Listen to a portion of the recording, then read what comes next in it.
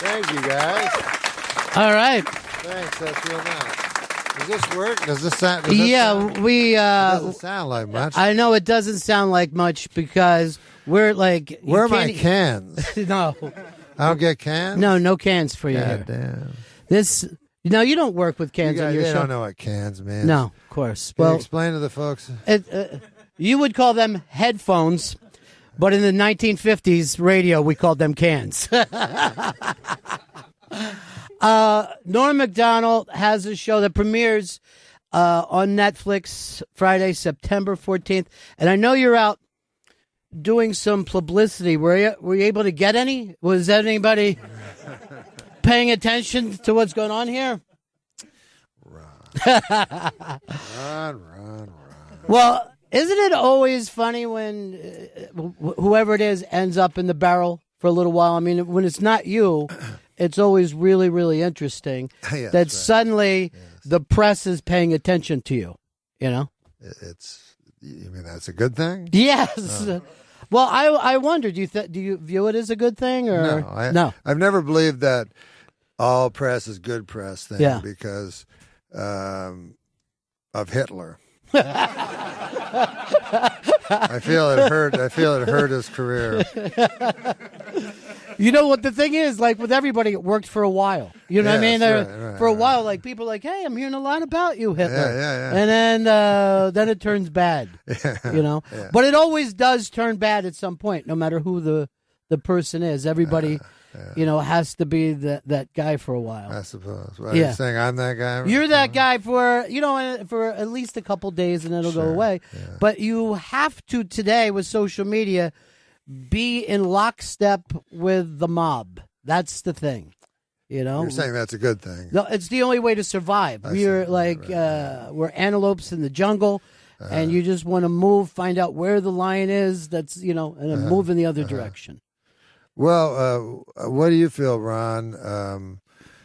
The conventional wisdom always used to be, if you do something wrong, then you apologize, you show contrition, and the public forgives you. Now that's out the window. Right. And now Trump said it to his friend apparently the other day. Deny, deny, deny. So the people who've done bad things just deny it. And that's their own. And I don't think that's a good idea. Right. You know what I mean? By the way, I never did anything bad. That's the perfect angle to have. Yeah. And I'm as outraged as everyone else, and let's keep moving along. Yeah. Well, you know what's Of really course I'm funny outraged. about this? I've seen a couple episodes. They sent me a couple episodes of your show. It's the exact opposite of controversial. Yeah, It's a really funny, sweet show. You're on there. I watched the Jane Fonda one. Probably the most controversial person of our lifetime. Sure. And yet it was just a fun, sweet half hour. Yeah. I'm not interested in that. Yeah, that's the funny thing is that I have no interest in politics or, I'm just a clown. You know what I'm saying? And what I think happened was Jon Stewart, who was a great friend of mine and still is, wonderful comedian, fantastic comedian, and became a political figure of not inconsiderable weight in this country for the good, I think, But he was a very peculiar, he had massive intellect, strong viewpoint, well-informed, and funny. Hard to find those, And he had a fantastic show. But what he spawned, sometimes original geniuses spawn a bunch of fucking shit. Right.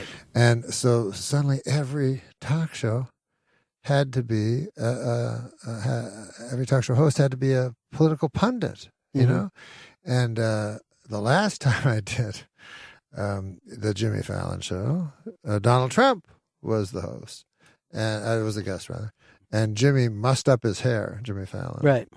And I remember we were watching from backstage, and we're like, oh, didn't think of anything of it. And then it was a big thing. How dare Jimmy Fallon muss up as if Jimmy Fallon is Tim Russert. Or, Right. Yeah. It's not a not a timely reference Right. since he died 15 years ago. But he's no Douglas Edwards. So I said, well, that's Jimmy. It's absurd, Yeah. And I didn't watch Johnny Carson. I was too young. But I don't think Johnny Carson addressed Vietnam or Watergate, you know, things way bigger than nowadays. But that's the way comedy has turned. So, and it's fine, but I'm no good at it because I don't know anything about politics. And so, yeah, it is a little ironic. I don't like using the word ironic because it turns out I always use it wrong. Sure, yeah. But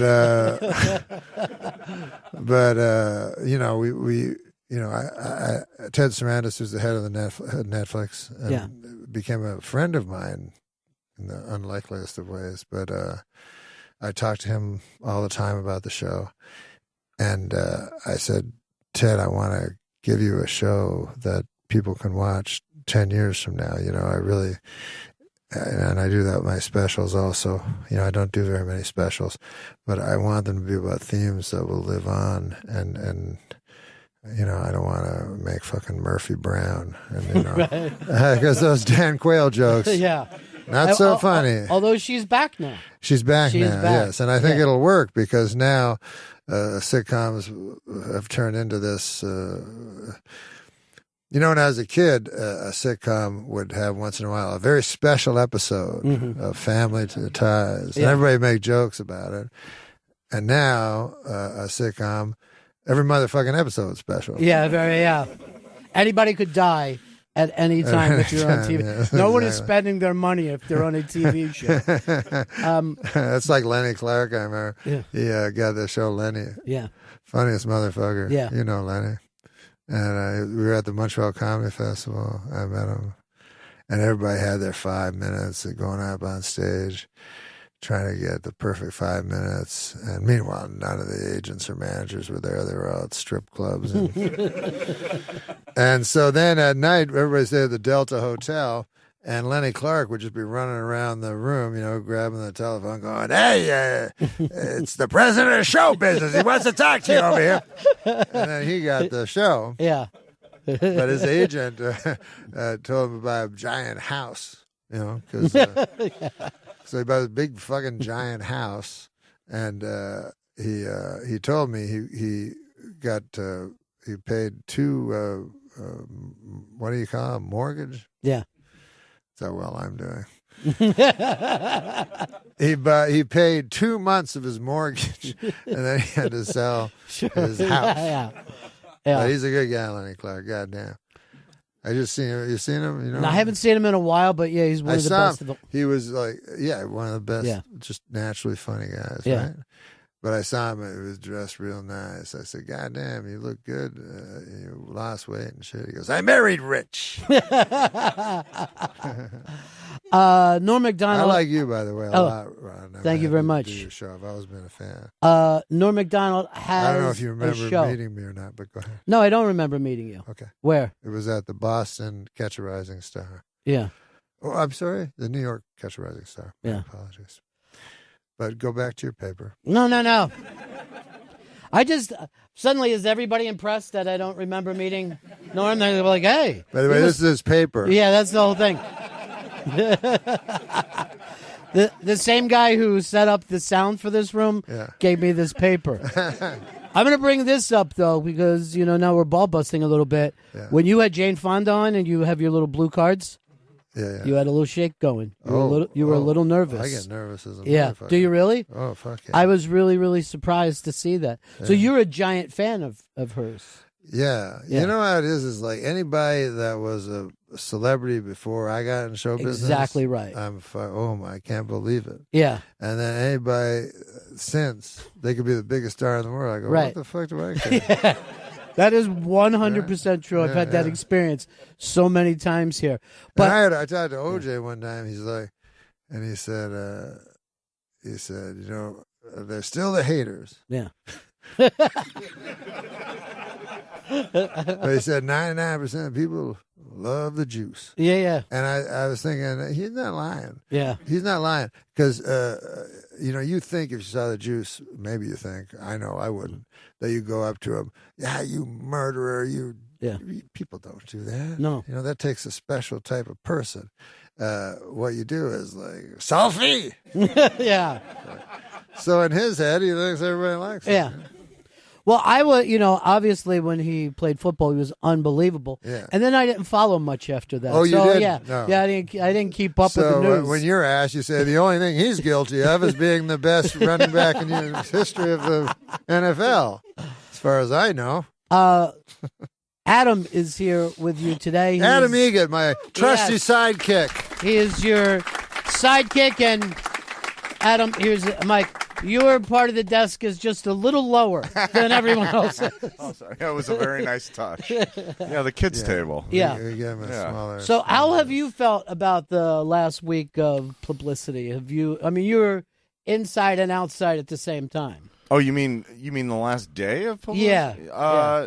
Yeah, I think that Norm just did Stern, and I think he said everything he needed to say, and that he truly believes and feels, and all the people that are close to him know, that he just doesn't have the capacity to feel certain ways that I'm hearing conveyed on Twitter and some other places, and I think that Norm really did a great job. You did a great job clearing the air today. I never got into comedy to hurt anyone's feelings. Yeah. Right. And sometimes people go at a show, they'll go, please attack my brother, make him feel like a piece of shit, because it's his wedding day. Yeah. And I go, I don't really like to do Yeah. that. And then one time I did this roast Sagan. of Bob Saget, and it became a sort of a thing because I didn't do roast jokes, because I don't like insulting people, and I certainly never got into show businesses to ever hurt anybody, and it just made me really, really sad when this thing happened, where you just ask question after question after question, and then I guess I slipped up and maybe said something that people took wrong, but I apologized to them, and it's the last reason I want to be on this earth. Sure. And this kind of backlash happens so fast now because of social media, and Adam, I know you've been involved with the Comedy Store for a long time, but when Louis jumped up at the Comedy Cellar the other night, a couple weeks ago, the Cellar's taken a lot of heat from people who are not necessarily customers. Right. People Yeah. on, the other side of the country or whatever. And we didn't, we never had that kind of thing happen before. No. Well, I'll tell you this, Yeah. and I did not know this, and maybe you do. Comedians have gone up against Louis. Yeah. Well, I was talking to some Comedians have said this guy should not be able to ever perform again. Yeah, I taught. They all come. If you're a murderer, I'm sorry. No, I'm go. sorry. I'm sorry. But if you're a murderer, you go to jail, and they let you off, 20 years later, and you try to get a job as a busboy. And if the guy says, "I'm not hiring that guy, he murdered," and you go, but he did his penance, and now you give him a job. That's the humane thing to do. And people go, well, what about the murdered person? And you go, well, of course, he got worse. Yeah. The guy that lost his life, he's doing worse. But it doesn't mean you can't forgive, or it's impossible to forgive. I also don't feel anyone owes me an apology in public.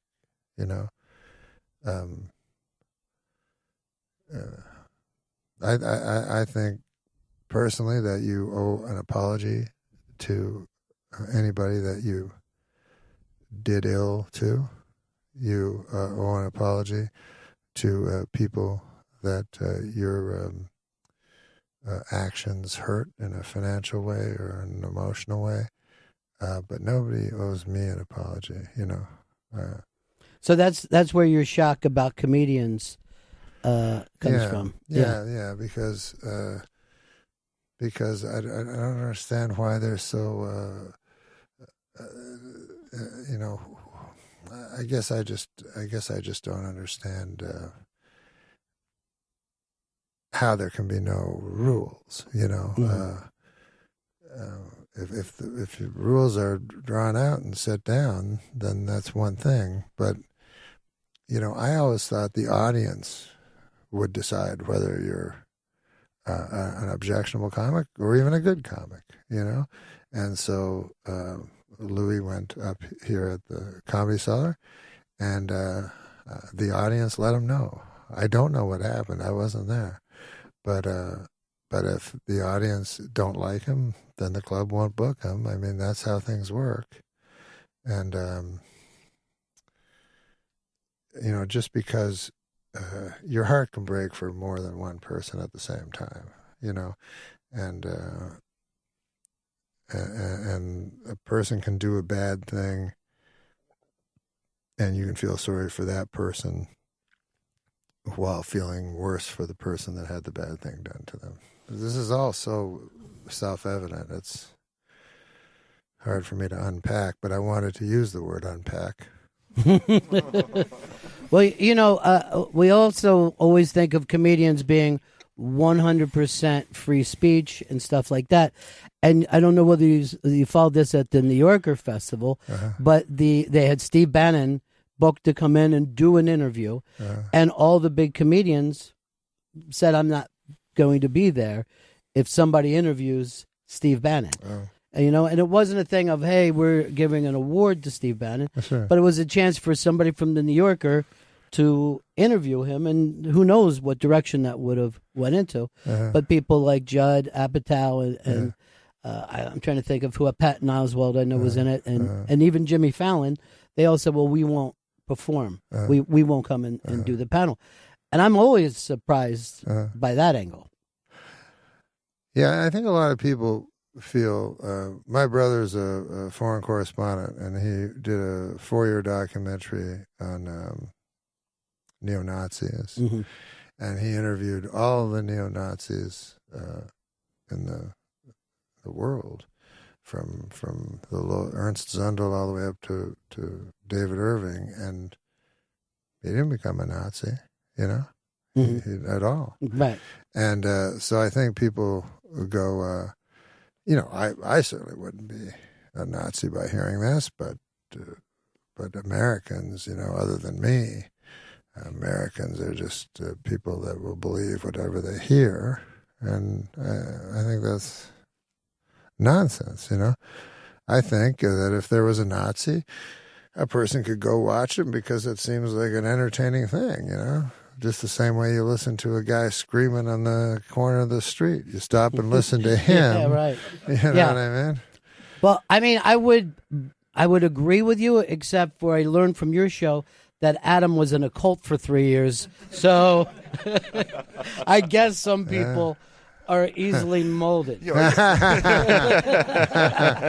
just want to stress it was not a Nazi cult. You know, these cult leaders, they have a good gig going. Yeah, yeah. And they all fall for the same trap, which is they start fucking everybody. Yeah. And if you just not in that cult either. you know, you have a good life. Yeah. People show up, they give you all your worldly everything. goods. You got all the money, and then you start having sex with the ladies. Then, drunk with power, you're not even gay. You start having sex with the men as well, and you know, and then people go, hey, I was watching Fred fuck your wife the other day, and I was thinking, any chance he's not Jesus?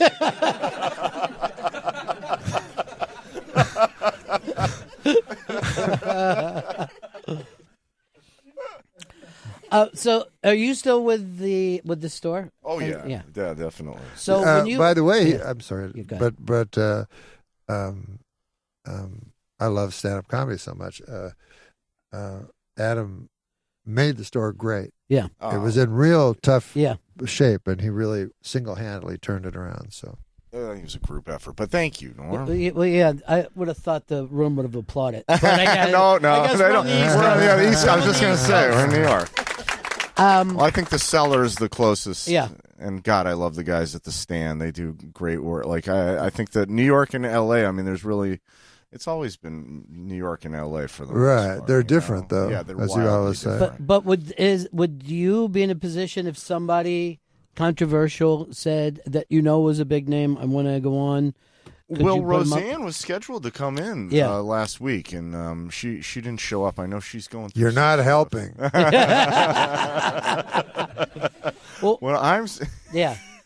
I think that I agree with a lot of what you guys have said about free speech, and I'm a strong believer in, especially in comedy. I mean, it seems like the last place that you can truly have some free speech, or should, and good God, it's comedy. I mean, people are trying to you're trying to make people laugh, and it's unfortunate when all the outrage is over that. And this has happened for so long. Yeah. I remember when I was starting out,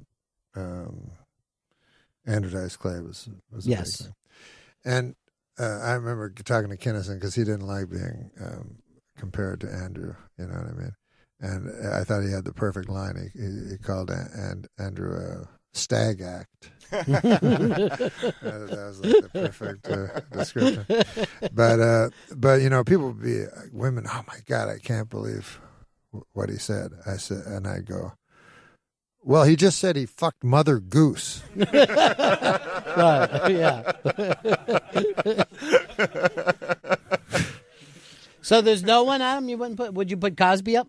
No, I personally wouldn't Yeah. put Cosby up. Luckily, it's not I don't own the club, Yeah. and luckily I don't have to make that call. But if wouldn't. they put Cosby up, what would you do that night? I would do nothing. I need to make a living. Oh, if they boy. decide that's their club, Yeah. I wouldn't. That was vote the Cosby. Nuremberg defense. I think.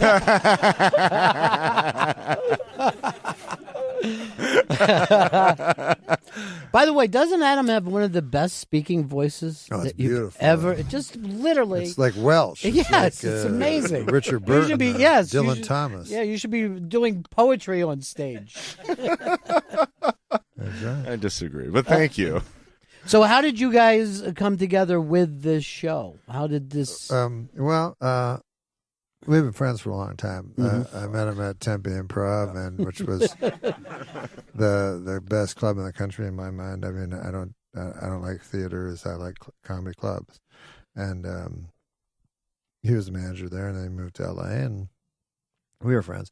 And when I said at a talk show, I said it'd be fun to do. I like the sidekick paradigm from when I was a kid little boy watching Johnny Carson. And it's funny, that you got this guy and then the sidekick sort of averse to the host and is a little scared of him. But it's all playful. Yeah. And I said, but what if you just got a guy and amplified that and just fucking abused him mercilessly? And so that's why I didn't want to get a comedian. I didn't want anybody that would blow back at me. And but an interesting thing happens because it's me, Adam, and the guest, and it's some sort of sociology experiment because within 10 minutes, Judge Judy is fucking calling him an idiot. You know what I mean? Like people, you got a bully and a bullied. Yeah. And a third person goes, I'll go with the bully. Yeah.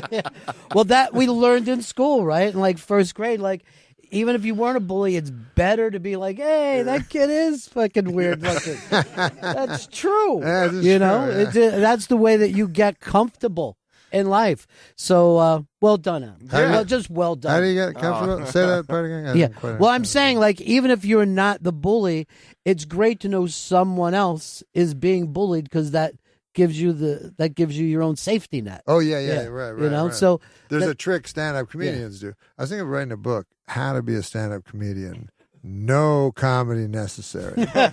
Because I would go around at clubs, and I go, that guy looks familiar. Yeah, he was the bouncer last week, Yeah.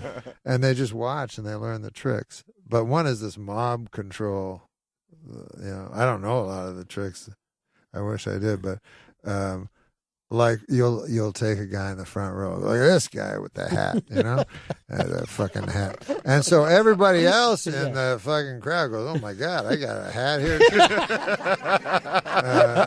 So I don't want to be pointed out, so I'll fucking also jump on this guy, and it's just these little mob control techniques that these alleged stand-up comedians use. Well, there are. I mean, occasionally you will meet the comedian who wasn't the funny guy in his neighborhood. You know what I mean? He's a guy who works real hard and probably would have made it in any business because he works real hard, but he just happened to have picked comedy. Yes. But you don't want to be stuck in this situation with that guy. You know what I mean? Because it's always about his prepared stuff. That's different from being a funny person, right? Is that what you're saying? Yes. That you learn it. Yeah. This is what I always thought about the Harvard Lampoon or the National Lampoon. When I was a boy, Mad Magazine we would read. I'm sure you did. Yes. Cracked and Sick and all those Mad Magazine types, and then move on to National Lampoon. And it's kind of sad to me that kids don't have that anymore. They have The Onion, but that's just the headline. But anyways, it was sort of the way you grew up, and I'm sorry, what were we talking about? It's about being funny, naturally funny. That when I went to Saturday Night Live, I got to meet some of these geniuses from my youth reading comedy. So it was Michael O'Donoghue, and there was Steve O'Donnell, and there was Jim Downey. And God damn, these guys were fucking geniuses. So, and it's because they went to Harvard, like Jim Downey, a very good friend of mine. He went to Harvard, and he took Russian literature, and he was so fucking smart. This guy, so smart that he decided to learn Russian so he could understand the Russian literature better. So, 20 minutes later, he learned Russian. So then on his off time, and this is what I heard from all the guys there at the time, on the off time, they go over to the Harvard Lampoon and scribble a story, and it was hysterical, and those guys, Conan was one of those guys. And then Harvard became a place where it was like, I'm going to go to Harvard to be a comedy writer. Right. And that's where... Yeah. That's where everything went off the tracks. Because when I first got to L.A., everybody in every writing room was a Harvard guy, and I remember telling my agent, I go, I can't talk to a fucking Harvard guy. Yeah, you know what I mean? I got 8th grade education. What the fuck am I going to say? I thought they'd be so funny I wouldn't be able to understand their jokes, and then I met them, and they're just rich. I didn't know that's the way it worked. Yeah. But they became professional, and they weren't funny, but they studied it. Right, they had the humor math down. Humor math down, yeah. But I remember Tommy Lasorda telling me, he said, we can teach anything in baseball. We can teach, but one thing we can't teach is speed. And I feel that sometimes with comedy. Right. You can learn every trick, every haiku, but you're either funny or you're not. Yeah. You can't learn that. And I always prefer people that are just, they can't do anything else but this, Yes. And that's what these old guys, we had a guy on a sitcom once, and his name was Jerry Belson, and he was, you'll see his credit with Gary Marshall's on The Odd Couple. And he'd come in and he just pitched jokes. And then, everything's about story now. Well, what about the guy's got to have feelings for the girl? It's all these love stories and everything. You go, because he had The Odd Couple. He goes, we had two guys. One was messy, one was neat. They needed to get laid. We had the Pigeon sisters upstairs. So, but he said that everybody thought he was crazy. Mm-hmm. Like literally, if you said you were a comedy writer, people are like, "What the fuck? That doesn't exist." Yeah. You know. Now it's what are you gonna? You know, is someone gonna be a lawyer, a doctor, a comedy writer? Right. You know. Because all those jobs lead to producing, and that's what the Harvard kids are thinking Yes. about. Is like I can have 2 or 3 of these shows going, and I can be incredibly rich. Sure. And you're like, yeah, but what? And I'm sure you've been in comedy rooms many times. The head writer is never the funniest writer. Mm. He's the political guy that can talk to the network. And naturally, actual comedy writers by nature are isolates and Right. not very good socially, so they don't rise up Yeah. to make the money, but they tell the jokes that the rich guys use. You know? Well, the entire time on SNL, you were pretty much a contrarian. You didn't seem like you were playing the political game very well at NBC. Like when people would say, "Don't do OJ jokes," you'd give them 3 or 4 that night. I did what Lorne Michaels told me to do. Lorne Michaels was my boss, and Lorne Michaels hired me, and I would never do anything that Lorne didn't say. There were people that I was very naive, and there were people hanging around the hallways in blue suits. I thought they were pages. Mm-hmm. Turned out they were super powerful people. But they wouldn't introduce themselves, so they go like, and everything. You need to tell me something straight out. I don't know nuance. I have dog whistles for racism. Yes, you got to straight out tell me, you're a racist. They normally don't. You need to use a whistle. You need to, and even whistles I don't hear. Anyways, so but they would tell me, you guys should lighten up, maybe on the OJ joke, and I go, thanks. Can you get me a cup of coffee? Because I thought they were pages. Right. I didn't know. So, but Lauren was my boss, and anything that Lauren said, I did. I did that with all my bosses.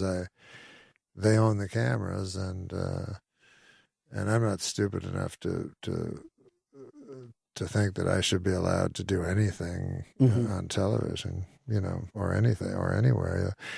People always like to ask comedians, like, is there anything off limits? And I always think that most things are off limits. At least for me, most things are off limits. Until you can find that really funny thing about it that everybody would enjoy, because there are topics that are so off limits, and then I see somebody come up with something, and I go, well, that's brilliant. You know what I mean? Right. You'd say, oh, there could be a cancer joke, but then sometimes you see somebody pulls off a cancer joke that a guy with cancer is going, that's amazing. You know what I mean? Yeah. Thank you. Right. You nailed it. Right. But it has to be that joke. You have to be that good at it.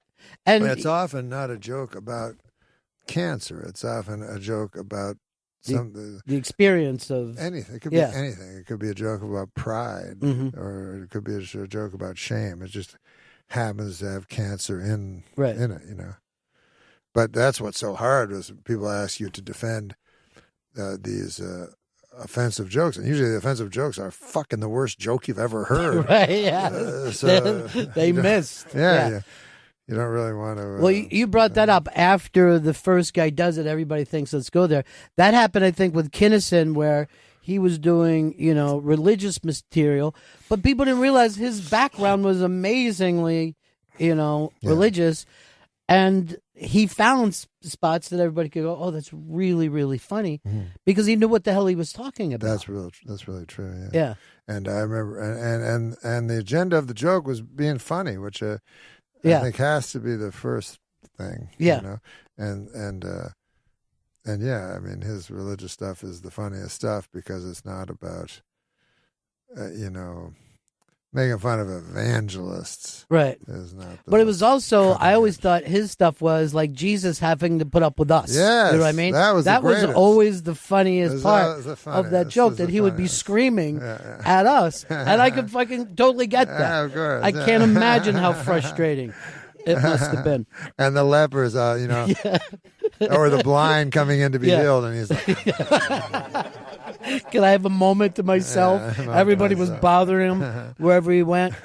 How did you get the guests for this Netflix show that you have? Because it's a pretty amazing group of people that you're able to pull together. Yeah.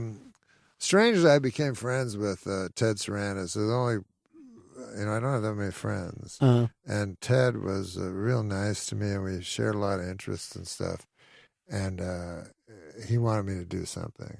And I wrote a book, and he read the book. What guy reads any book?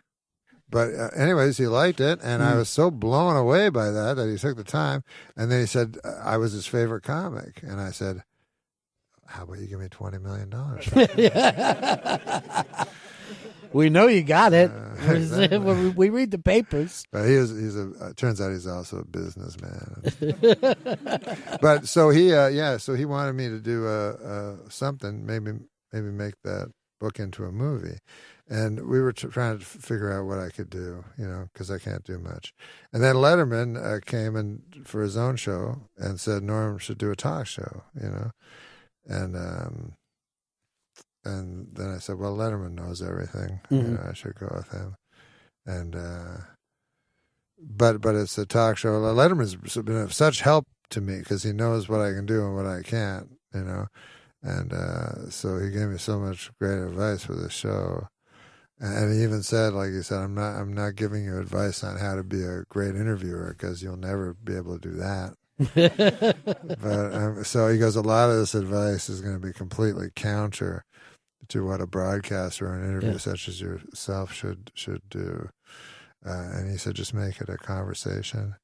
And it's the most casual thing I've ever seen on TV. You guys come walking out together. Yeah. You offer a beverage. You kind of start the show halfway through. So it really is.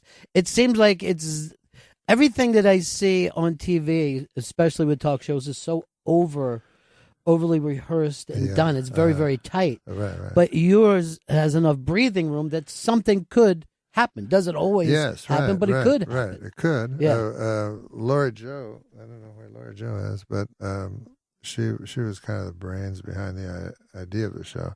And I've been working with her for 20 years or so, and she was saying, like, every time you do a talk show, the people always ask the same thing. They go, except for my father. No, something just occurred to me. The first time I ever did Letterman, the other guy, it was me and a guy that made potato chips that looked like presidents. Like one looked like Richard Nixon, sort of. Not that much. Looked more like a potato chip. But anyways, my mother was like, oh, how proud she was of me. And she goes, oh, your dad wants that. And my dad's like, did you get to meet that guy with the chips? But anyways, what I was going to say was, what was I going to say? Lori Jo. Oh, no, that Lori Jo said, you know what everybody asks you all the time, and I'm sure you've heard this, is what goes on in the commercials. What does Letterman talk to you about? And so she said, we should have that show, but also the show behind the show. So, we don't have commercials, but people need to have breathing room. So we say we'll take a break, and then we just tape that, and then it's so. And I almost got Spade because Spade is the guy I really wanted to get, and so he told me a story during the break, and then I said, "Okay, we're back. Tell that story." And then he almost did, but there's something inside him that's candy enough to have not fallen for it. You know what? One of my favorite moments was too is you were talking about Letterman. Do you ever hop up? And he said he couldn't because of nerves, and you brought up nerves, and then you told an amusing thing about Jay, how comfortable Jay Leno is, and you saw such joy in Dave's eyes laughing about Jay that there's still something between those two guys, because that's been the big strange divorce of our whole lives. It sure has. And, I wanted to get Dave and Jay together for the show, and almost did it, but didn't turn out that way. But hopefully in season 2, we'll get Jay. Well, you could see that it's, together. there's something there, particularly as you get older. You're like, who gives a shit anymore? You know what I mean? Exactly. Like, I've right. seen that happen so many times with people in my family who weren't talking. Yeah, And then all of a sudden they're older and they're like, I don't even, fuck it. You know what I mean? Right. Old man. Yeah. It's like, there's that trope about, like, as in country songs stuff, the old man at the end of the bar, and he's been there 30 years, still thinking about that lady. And at some point you go, probably the booze, too. Yeah. Because when I meet old men, I go, nobody go, I never met an old man go, think you're still thinking about Ruth. It's like, they're thinking about their fucking knee and shit. Right. So yeah, that's what I think those guys, and I think Leno kind of understood it immediately. He doesn't take it seriously at all. Yeah. He's like, I don't know. It seems like the first time they ever saw him now with his car show, he seems happier than he was 30 years of having the biggest, late night show. Yeah, he doesn't see things as, like, I remember once during a commercial, he's like, hey, no, I want to meet you. This guy's some guy in the front. Yeah, the guy sells hot dogs in Minneapolis. I'm like, oh, that's nice. He goes, no, I'm a comedian. But it really is like that to him. Yeah. It's just two guys that have different things. And he's also got a thing that's really funny that it's like practical, but supra practical, where like he'll go, like one time where you sit there and you watch the band who's there, and he's just stomping his foot like this, and he goes, yeah, buy one of those CDs. And I go, yeah, sure, I bought CDs. Yeah. He goes, yeah, it's not it. Like, you just turn the radio on, you're free music. And then one day, one time I decided to jog to get in shape, and I was talking to him and his wife, and it's not really, the tiger's chasing you, the dog is chasing you, run. But he was like my swimming pool, I swim to one end of the end. I swim to the And his wife's like, yeah, Jay, the only time he ever gets in the swimming pool is to rake the leaves out. Yeah. Well, he always bragged about not spending his salary, his nice salary. I'm just like, fucking spend it, Jay. Holy it's yours. God almighty. What are you worried about? It's strange. You're not going to run out of money, dude. Spend some of it. You also said with this show that you wanted to have Robert Blake on. That's my dream guest. Yeah, we had a producer that fucked it up. We had a producer that we almost had him. He was saying how he only did the classy shows. Yeah. And I said we were on. This guy pretends he can get anybody. This producer. We go, just keep him on, keep talking. And then this moron of a producer, he goes, I gotta go now, Robert. I'll phone you tomorrow. I gotta take my wife to dinner. They wasn't making a joke. Yeah, but that was it. Idiotic thing to say. Yeah, I get it. Set up. Now, what is it about? I like that Robert Blake's. This is what I like most about Robert Blake is his alibi. He's like, how could I have been the guy to shoot her? I was. Everybody saw me. I was getting my gun. That worked as an alibi. That worked. I always loved that alibi. Now, were you a fan of his as an actor, or? Yeah. It really made me understand O.J. Simpson. Yeah. Because when I was on Saturday Night Live, there was some black staff members. And they'd say they thought O.J. was innocent. I go, really? Yeah. Like all that blood evidence? You're sure it's not just because, he's a black guy and you're a black guy and police have been treating black guys bad? Is that what it is? Because I can understand that. No, we think he's innocent. And I'm like, okay, it's kind of strange. But then when when Robert Blake went up, I love Beretta. Yeah. And I want him to get on. Yeah, you want to? And after that, I was like, "Oh, I get it. Sure, yeah, sure, yeah. Of course, if Robert Blake had been in prison, I would have been rioting."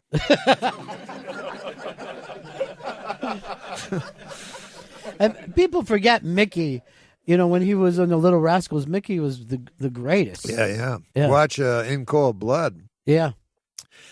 after, you know. Yeah. So is that now? Who is like somebody that you're dying to get on the show? Somebody? We try to get OJ, and he's I guess he's represented by his lawyer in Arizona. Yeah. And so the guy phones him, and the lawyer is like, "Oh yeah, he'll do it. Sure, absolutely." And I'm like, "Wow, that's super great." And then he phones back. He goes, "Yes, are you the Norm Macdonald?" And I was like, "Yeah." Yeah. And then he said, OJ said that you were particularly rough on him. There's a moment of OJ is one of the funniest things. They got him on. I wish I could remember the Chris Myers. I think it was Chris Myers on ESPN, and he had the first interview with OJ that was an hour long, and you know he asked him about the entire timeline, and then right at the end. He goes, "Thanks to O.J. Simpson." OJ's like, "Yeah, thanks for all the football questions." He thought it was going to be like... You know, I was doing radio the day that the trial was coming back, and we just randomly called 7 different continents, and every continent knew the story and was waiting. You know, we would call like a Ramada Inn in some place, and we would say, is he guilty the or trial? Innocent? Yeah, Right. the trial. The day that they said the verdict was coming in. And we asked the people, do you think he's guilty or innocent? And if any country had any color to them whatsoever, innocent. And if it was a white country, you know, Iceland, like, no, he's very guilty. But China, like, no, I don't think he did it. You know what I mean? And it was so fascinating to me. You know, we really, that was like the beginning, I think, of white people being shocked of, oh, you know, maybe we don't get everything all the time. You know, that people always go like Fox News. You know, is it racist or is it? Here's why I think Fox News is racist. Maybe they hire a guy to be their expert on all criminal. If any crime happens, they bring in their expert, Mark Furman. Yeah. Guy's only known for one thing. Yeah. They may as well Mark Furman racist. They may as well just say that may as well be his. Yeah. When they describe people, I saw Bill Maher one time, and it was Richard Belzer, and you can just tell them how you want to be described. You know? And it said Richard Belzer, conspiracy theorist, and I was like, everyone, like you. Don't you lose your cred after a while if you're like. Well, he's written books. Belzer has written books that go very deeply, and I've never heard him say, I don't know this. I got to really just believe the official word on this one. Never. I think he went with the Mort Saw kind of career move. Yes. Do you ever get concerned when you hear like, oh, we should have Robert Blake on the show? Does you ever think, oh shit, no? You know? I had to call Robert once. I had to try and get him on there too. I was very excited for that. Yeah, we all tried. It was a full court press, but I was excited about that episode. Actually, I would have loved to seen those two together. Because he was always a great interviewer. You know, yeah, he's out of his fucking mind. Before. Yeah, he did Carson constantly, and he had the unlit cigarette all the time. There you go. Let me tell you about the men in the suits. Yeah, he was such an expert on any topic. Yeah, when he was every single topic. I was disappointed when he didn't show up, but we, silver lining, we got Fred Stoller that day. Is there somebody? It was one of my favorite episodes, actually. Is there somebody out there for you that you would think, oh, they would be perfect for me? But we don't. Smiths, it doesn't mesh. Yeah, I love Morrissey, but I don't even know. Not Morrissey. Noel Gallagher. I think he's the funniest guy. He's just so charismatic. Oh, is he not a musician? Yeah, he's a musician. Yes. Oh, and Iggy Pop. I I think love you would Iggy love Pop, Iggy yeah. Pop. No, Oh, is that right? Yeah, I think Well, that would be. yeah, great. like I'll Iggy. tell you this Spade episode was incredibly Oh, that's good. funny. Thank you for Incredibly saying that. funny. What I liked about the Spade episode is it kind of got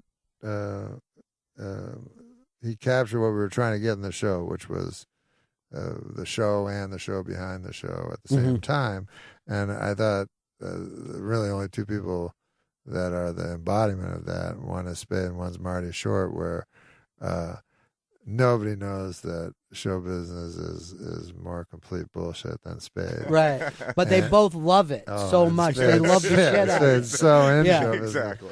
So it's a funny dynamic because usually the person that has contempt for show business is like Letterman or something. That Yeah. just cordons himself off in a compound somewhere.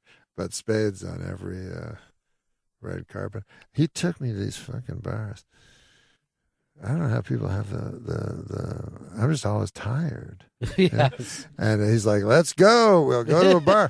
I just did this one night with him. We go to a bar, and then he's like, come on, come with me. And you butt in to the bar. Yeah. You know? And everyone's like, ah. And people go, get out of the way. These guys were on the TV. And you're like, ah. So then you're in this bar, you're fucking all close to there's a guy half a foot from you. Yeah. And then Spade goes, let's go. And you're like, what? And then you go to another place, and then 8 places later, nothing has been accomplished, and I'm so tired. But he said it's all about being seen, all about that stuff, you know. It's funny because I was trying to do the math because I've been to 6 Hollywood parties in my life, and I got 2 jobs. So that's pretty good. Yeah. So then part of me said, what if I'd done 6,000? Because this is what happens. People don't know you're fucking alive and shit, right? And so I did this one time after I did a show. I said, I'm going to take a year off. I take a year off. No one assumes you took a year off show business. They assume that you got kicked out of show business. Right. And you have to start all over again. And so I said, God damn, I'm going to start going to parties and, get a third of the time, because people next day they go, hey, man, you know who we should get? That fucking guy that fell into the swimming pool. Or whatever. But I just I wouldn't be able to write, and I write a lot. That's why I'm not very good, as you can tell, socially. I stutter and I'm not too good. But So you literally most time I'm alone writing. But do you can't go into that party and kind of turn on the Norm stage act? You can't suddenly be that guy. Yeah, I can do it, but it's exhausting. It's right. It's like doing a 4-hour set. It's like when Jesus was touched by the lepers. He'd lose some of his power. I don't like comparing myself to Jesus, but if everybody's going to do it. Is there a goal that you had that you never got a chance to reach? Is there something that you said, I really... In show business? In show business, something that you'd hope that you have gotten a chance to do? Well, I mean, I would love to start now, in show business, because when I began, I was always like, I never wanted to do anything but stand-up comedy. And I said, I want to do stand-up comedy and then become a big stand-up comedy star and only do that. But it quickly became evident that you can't make enough money. So, you advance for a while, and then somebody says, hey, what about this? You know how you're really good at stand-up. What about if you do something you're terrible at? And we'll pay you 10 times as much. Yeah. And you'll act, and you'll fall in love with the girl. And then I'm like, I'll take it. Yeah, I'll do it. And then so what I told Ted Sarandis this. I said, you've really done something good by giving $20 million to these comedians, Chappelle and a couple others, and because it's made it's taken this what's always been considered a vulgar art stand-up, And it's made a person can go, I want to be a stand-up. Just like a person could say, I want to be a novelist or I want to be an actor. Mm-hmm. I want to be a stand-up. That's all I want to be. And that's what I wished maybe I had done, but I didn't have the guts to. I had a kid and I had to feed. But nowadays, I would certainly advise stand-ups to just aim at that. It's really rare. I mean, it's a very short list of guys that can draw big just from doing stand-up. I mean, I think Carlin was that guy, and Brian Regan today is that guy where his audience shows up for him, and without have ever seen him, do a sitcom or a movie. Isn't or that funny? Like, they always ask lists. They always have lists they love listing stand-up comedians. Mm-hmm. And who's the funniest? Every once in a while, the funniest man in the world. And you go, but he's been around for years, right? But anyways, in these lists, somehow, clearly the best comic in the world is Brian Regan, without question. Sure. You don't need a comedian to say that. You need just anyone that's ever watched him to say that, And yet I never see him on those lists. No, it is, and it's because of the people who write those lists aren't exactly people that care about stand-up comedy. Unfortunately, it's not. There's some guy in the Times named Zinnemann. I don't know if you know him, but he seems to know a little about stand-up comedy. But it would be nice if I know stand-up comedy is a very, very new art form, if you want to call it an art form. I don't think it is an art personally, but it's great. I think what Ted Sarandos did specifically in getting a whole bunch of money to Chappelle. If you don't think it's art, what do you think it is? Well, I think it's craft, because the only reason I say it's not art is because art allows for interpretation, right? But if you do stand-up comedy, and you can't have people interpreting it differently. You can't have this guy laughing at this part, this guy laughing over here, this guy laughing. You know what I mean? You can't have different layers of laughter. Right. Your job is to say it and then make a noise, right? And then say something else and then make another noise. And that's craft, obviously. That's craft. Where I guess it can ascend into art is subject matter. Mm-hmm. I guess that would be the only, if you can reveal something. What about for you, Adam? You feel the same way? It's not art, or? I think it's a little blurred. I could see both sides. Yeah, I think that there's art to it, but I understand a lot of what Norm just said. Yeah. Yeah. I mean, to me, art is, I guess, like a person who takes a very simple idea and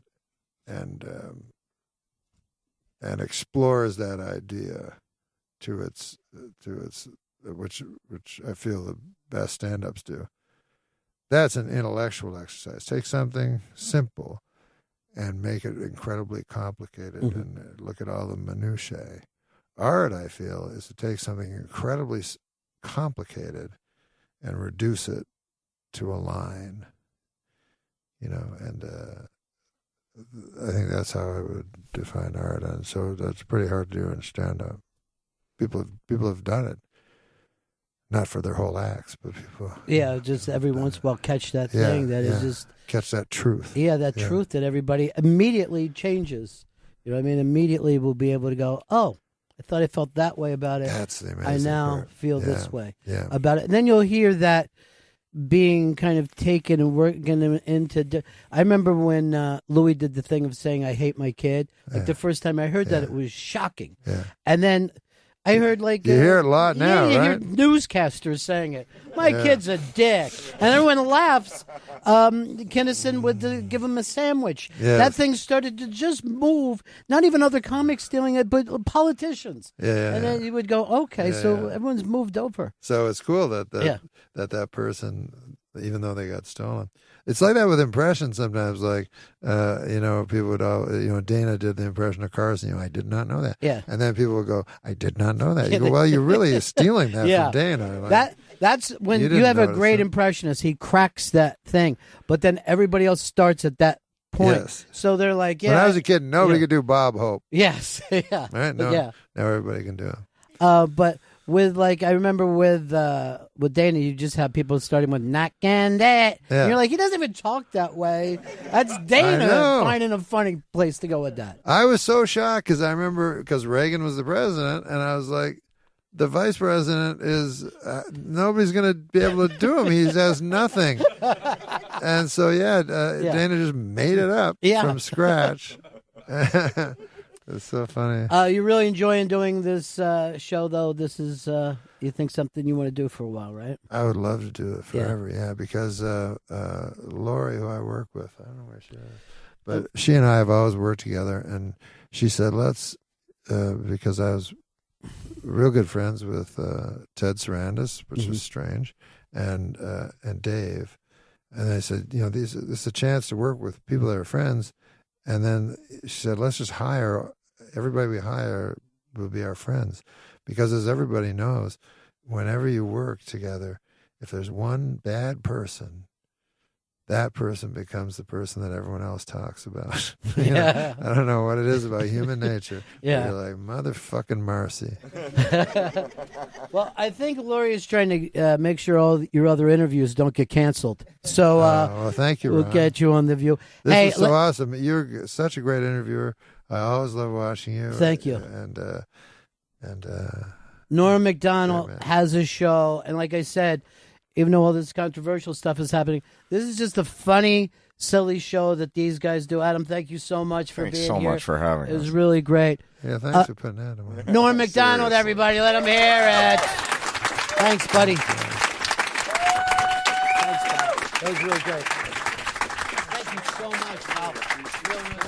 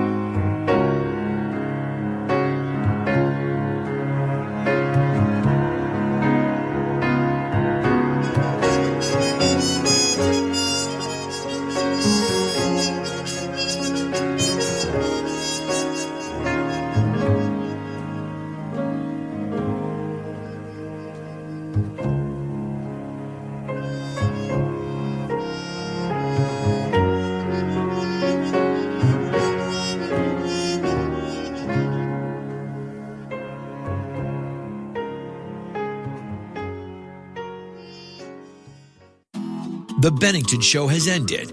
It's available every day on demand on the SiriusXM app and Sirius.com.